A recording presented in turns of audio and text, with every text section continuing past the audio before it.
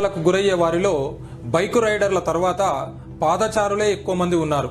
ఈ ప్రమాదానికి గల కారణం పాదచారులు కనీస జాగ్రత్తలు తీసుకోకుండా నిర్లక్ష్యంగా రోడ్డును దాటడం మరియు బైకు రైడర్ అతివేగంగా బైకును రైడ్ చేయడం.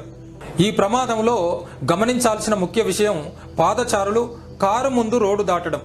పట్టణ ప్రాంతాలలో ట్రాఫిక్ రద్దీగా ఉన్నప్పుడు పాదచారులు కనీస జాగ్రత్తలు తీసుకొని రోడ్డును సురక్షితంగా దాటాలి.